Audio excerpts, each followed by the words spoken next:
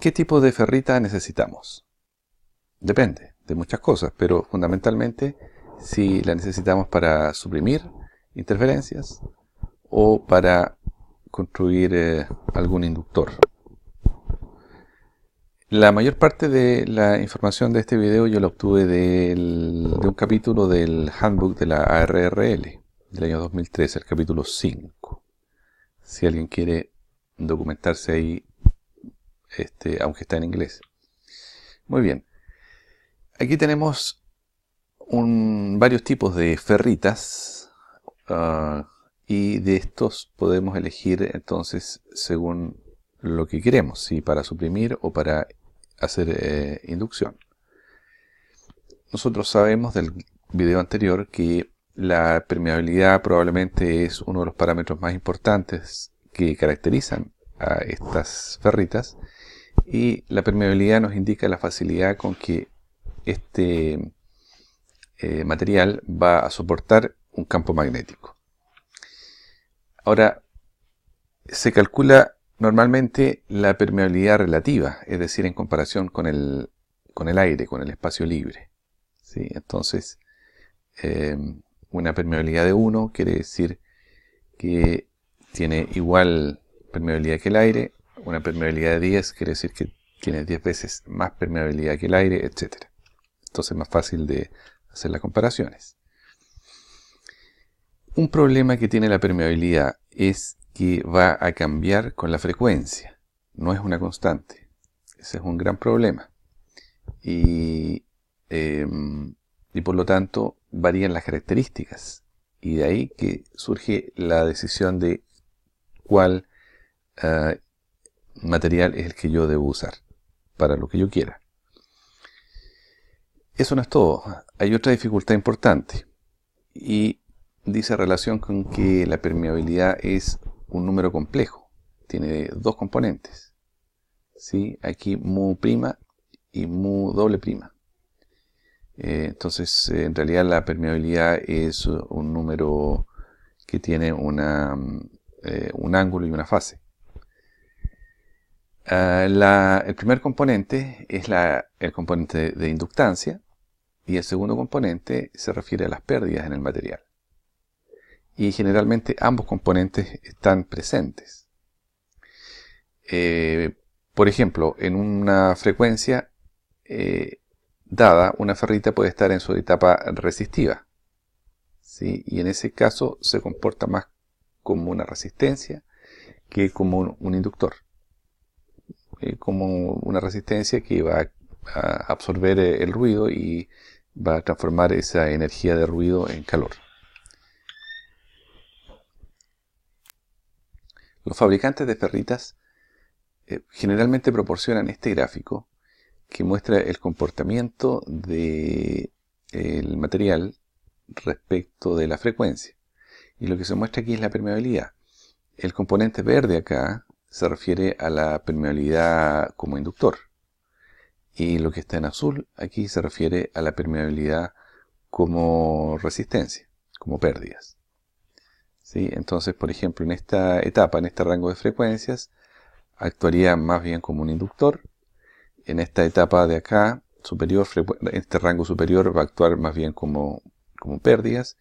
Y en este rango, de acá hasta acá, va a haber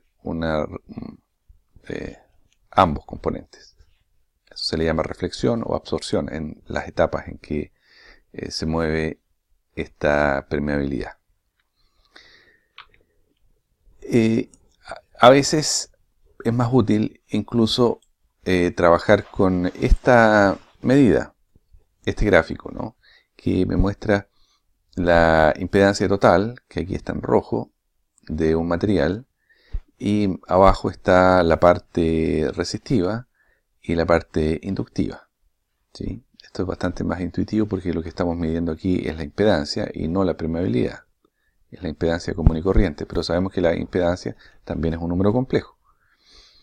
Entonces, por ejemplo, aquí se cruza la parte resistiva, que es la azul, con la parte reactiva. ¿Sí? Son iguales. Lo que indica que a la izquierda, acá, domina la parte reactiva. el componente reactivo. Y aquí, es decir, domina la parte inductiva, la reactancia inductiva. ¿Sí? La parte izquierda está actuando como una bobina. Y desde este punto a la derecha está dominando la parte azul, que es la parte resistiva, que en el fondo es la parte de resistencia pura, ¿cierto? Entonces, esto hay que tenerlo súper presente para caracterizar apropiadamente un material y evaluar en qué medida nos sirve para nuestros objetivos. En el handbook de la ARRL se describen claramente dos materiales que son probablemente los más populares para los radioaficionados, el 61 y el 43. Aquí se proporcionan ambos gráficos de las permeabilidades, lo que permite comparar y observar que la 43 aquí proporciona bastante más permeabilidad inductiva, por lo tanto tendría un mejor desempeño como inductor que la 61, ¿sí? Que aquí tiene mucho más baja.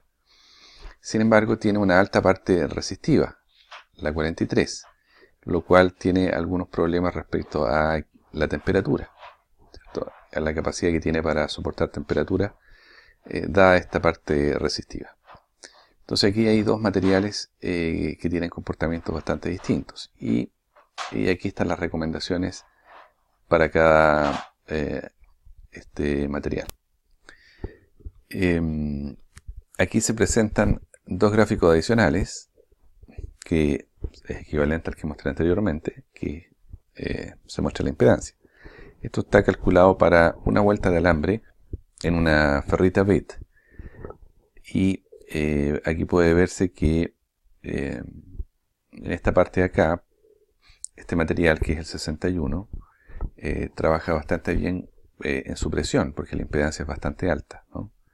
Digamos entre arriba de 200 hasta 2000 probablemente. 200 MHz hasta 2 gigas. Y lo que se refiere a aplicaciones inductivas, aquí indica que va mejor de 100 para abajo. ¿Sí? De 100 para abajo. Ahora, esto es con una sola vuelta, ¿no? Habría que darle más vueltas y medir qué es lo que uno obtiene en ese caso. Bueno, eso es lo que se hace con el material 43 aquí a la derecha. Se hacen varias vueltas o que es equivalente a agregar más bits en el mismo coaxial. Esto se refiere al material 61 y esto se refiere al material 43. ¿Sí? Y por lo tanto estos dos gráficos permiten compararlos en cuanto a la capacidad de choque, ¿cierto? De actuar como un balón de corriente. Aquí dice, por ejemplo, que el 43 trabajaría bien para su presión entre 25 y 300. Entre 25 y 300, por acá. Nuevamente depende de la cantidad de vueltas que uno le dé. Y yo quería comentarles que, de acuerdo a lo que indica el ARL Handbook, hay un material que es el 31, que es un material nuevo, y que viene a resolver un problema, porque si ustedes se fijan acá, ninguno de estos dos materiales, ni el 61 ni el 43, proporcionan a su presión efectiva por debajo de 25 MHz. Es más, por ejemplo, para la banda de 40 metros, 7 MHz, ninguno de estos dos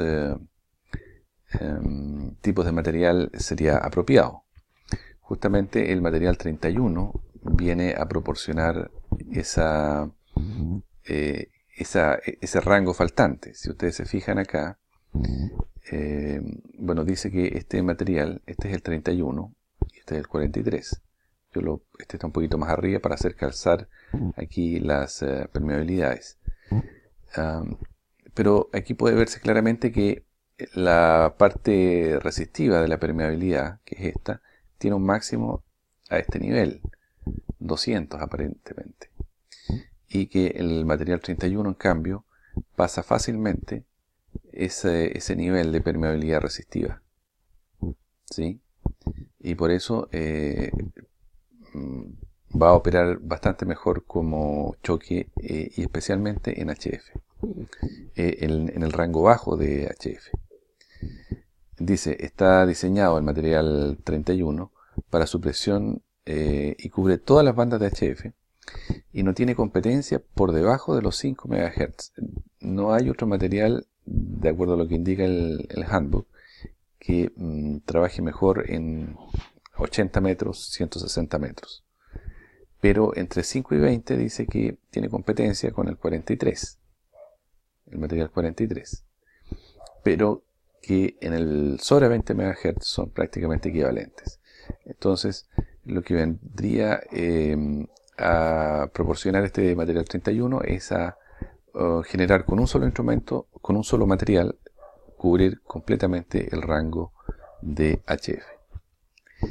Si ustedes van a la página de fairrite.com, escrito de esta manera, ustedes van a ver las recomendaciones que hace este fabricante para los 3 grupos de objetivos de las ferritas. En lo que se refiere a supresión, materiales para supresión de interferencias, indica que el 61 estaría recomendado para este rango de frecuencias, que el material 43 estaría indicado para este rango de frecuencias y que el material 31 estaría indicado para efectivamente trabajar muy bien, por ejemplo, en la banda de 40 metros, para hacer choques en 40 metros.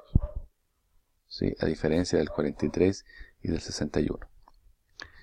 Respecto de los materiales inductivos, ya no aparece acá el 31, pero sí se mantiene el 61 y el 43.